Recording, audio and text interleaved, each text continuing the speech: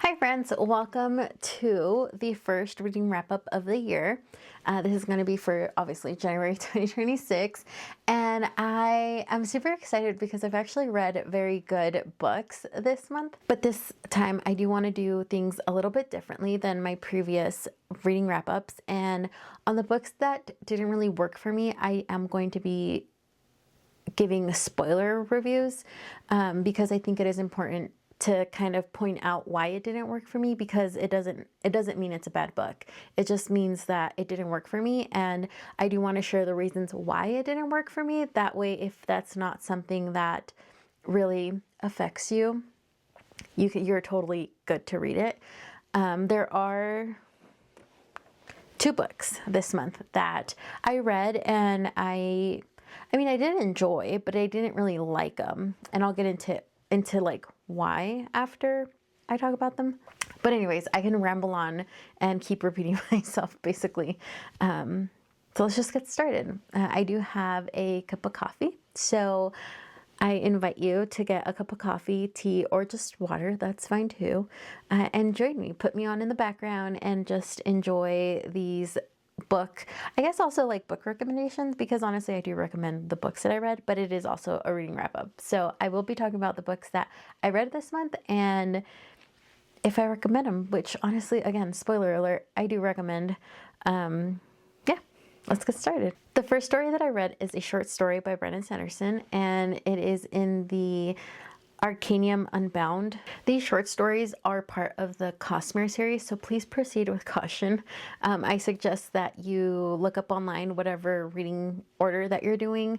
That's how many, I guess, stories you can read up to certain points. So I just have one last short story that I need to read before I continue with the next big books from Brandon Sanderson, but I'm waiting to read that one until next week because the new book comes out and it's a continuation of that short story. But anyways, the short story that I read this month was The Shadows for Silence in the Forest of Hell.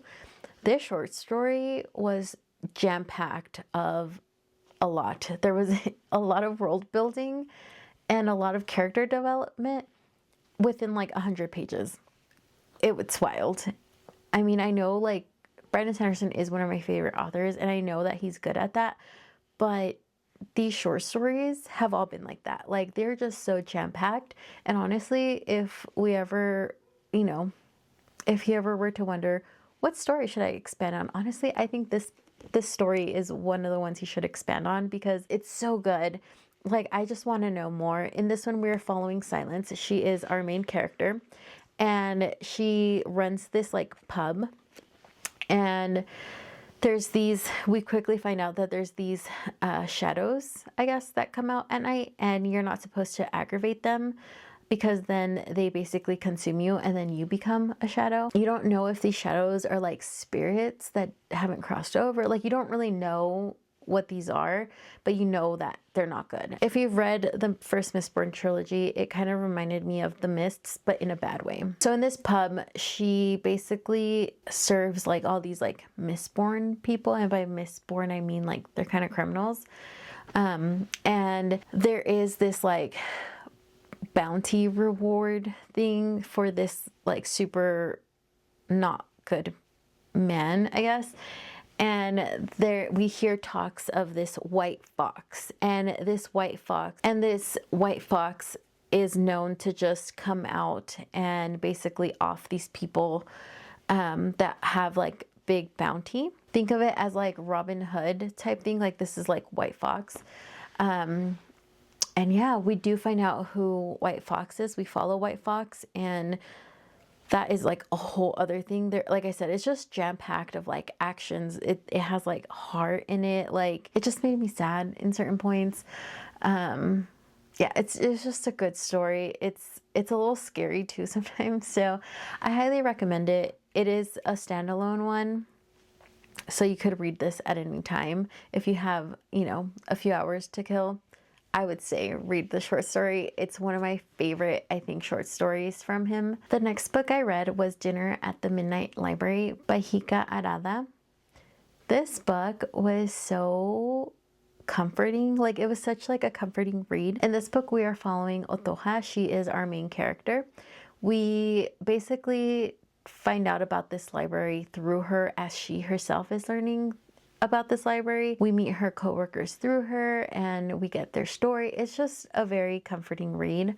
This is definitely a vibes book, and if you love books, this is a good book to read because it's all about books. Basically, we follow Otoha. She is not happy at her current job, and she randomly gets this email where she gets hired at this midnight library. This library is open from 7 to midnight. It's kind of like a museum, but like when you can actually like touch the books and read them.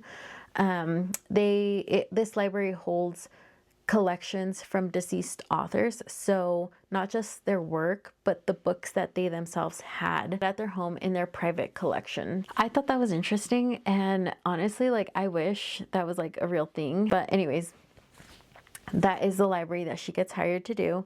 Her coworkers are all so sweet, and you get to know like their stories as well and how they came to this midnight library. But there is one thing, and the one like thing that is constantly in the back of the reader's head, and it is talked about, is how nobody knows who the owner of this midnight library is, because they all got hired anonymously. Basically, they all got emails, or they got just, I think they're all emails actually. I don't think any of them got phone calls, but it was all emails, and nobody knows who the owner is. It seems like all these characters were hired at a very pivotal point in their lives where they were really not happy with their lives, and it like their life did not take the direction I think that they originally wanted to. So when they all came to work here, they all kind of found this sense of belonging. It's a really good book. It's like a cozy fantasy, I guess. Yeah, it's cozy and comforting. I highly recommend it. Then I went ahead and read Brave New World by Aldous Huxley. This book is wild. I think in a previous book I mentioned I might not even finish it because the introduction, like the first, I would say quarter of this book is just wild. I don't even know how to like explain it because it's just very wild. This is a dystopian science fiction book. So in this book we are following different characters at different times, but the whole idea is that this is a new world, and this is a world where everything is perfect, and it is by design. In this world, humans are genetically bred in sterile hospitals, and they are predestined, I would say. They gather certain eggs, and a certain number of them go to different, they have like different layers or like to their society. So these eggs get predestined to those societies basically. So, you know, like let's say eggs A, B, and C. So eggs A are the ones that are going to go to like the high society, the ones that are going to keep ruling, the ones that are keep setting these rules. So they get exposed to different things at certain times. And then the ones that go to like the middle class, those get exposed to certain things from the time they are conceived. That's all they know basically. And then the lowest level, like the working class, or like the like actual like workers, but they're like the poor, like the least of all the other generation or the other classes.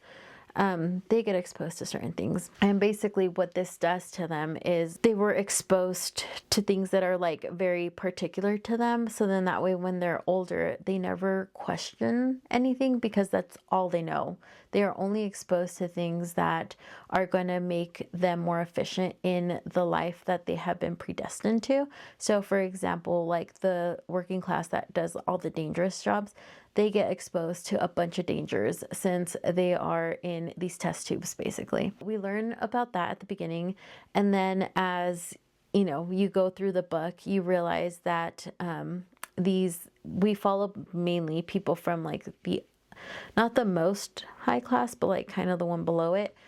And we realize how numb they all are, because as soon as somebody starts questioning anything, they get their dose of drug basically, and they just stay numb. Like they learn not to question. One of them starts to question, obviously, and he starts to go rogue, and that's kind of where the story takes off. So like the first I would say first half of the book, you're learning about this world and you're realizing how like crappy it really is. The people who live in this society, they think it's the best society ever and it's the perfect society because all they have to do is live in pleasure and not question anything, basically. They have everything they could ever want. There's like, they have this saying of like not even like reusing anything, not fixing anything. Like you can just go buy something new, basically. It's interesting. The social commentary is a little scary because I feel like up to certain points, like we are kind of there and we are living kind of in this dystopian sense. I don't know. It's weird. It's weird because this was written in 1932 and just the way that we live our life now is a little bit too similar, I think, to the life or like the thoughts that they have in this book. Like with the whole not buying, like not fixing, just buying something new. Like we kind of do that already. Most people don't. Like if something breaks, people don't really fix it or mend it. Like they just go on Amazon and buy a new one, right?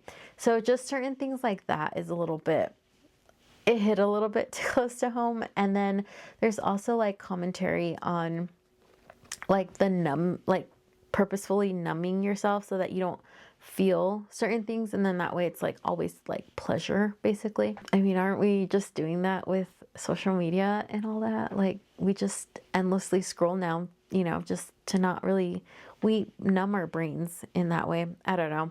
I had to go on forever about this topic, but yeah. And then the next book I read was Life Hacks for a Little Alien by Alice Franklin. I have an entire reading vlog about this, so I will be linking it down below. But basically in this one, we follow an unknown or unnamed main character or narrator. And we never find out her name. We never really truly find out her age either. You just kind of guesstimate based on like certain life events that happen to this little alien. The main character does have like autism, so it kind of, the whole story is narrated through that lens, and I think it was done beautifully. This story is one of those stories that's going to stay in my heart for a long time because it was just so pure, and it did have some hard moments too. Like the adults in her life, especially like the beginning, like in the first half of the book, are not that good, and you're just constantly questioning why wasn't there some, like, why wasn't anybody basically jumping in, I guess, to help. But yeah, I don't know. This story, we're following this little alien, and she calls herself Little Alien because she feels like she doesn't fit in because she's not normal. She becomes enthralled with these manuscripts, basically, and she believes that she is the one that can decipher what these manuscripts are saying because they're thinking that they might be coming from aliens, and hello, she's an alien, so maybe she's the one. And she deep dives into learning about languages and, you know, all of that, like that whole entire world. And it's just a good book. I really recommend it if you want a little weekend read. And then after that book, I picked up Small Things Like These by Claire Keegan. This is my second Claire Keegan book, and it wrecked me, basically. The first one I read by her was Foster, and then now it's this one, and it is just such a good, also afternoon book, but this one definitely will put you in your feels. This is a historical fiction, so it is based off of a true event that happened, but the characters in like this particular storyline is fiction, but the actual events that take place at this church actually did happen. So in this story, we're following Bill, and he is a coal merchant who is in the middle of his busiest season. So it is in winter, it is before Christmas, and he has to supply basically his whole little town of coal. And one day he's delivering to a local church, and he just starts to discover things aren't what they seem, and he has to make certain decisions that go against even what his wife might want, because of like the city politics, basically, of like who truly runs that city. Yeah, it is a hard read, I think, so you definitely have to be in the mood to read this, but I do recommend it. And the next book that I read is one of the ones that I will kind of be going into spoilery territory. because it is not a book I ended up really liking at the end, and it is Evocation by S.T. Gibson. This book I got from the library because in my book haul, my library book haul, I picked up the second book and I didn't know it was part of the series. So I didn't read the second book, but I did pick up the first one on Kindle and I read it.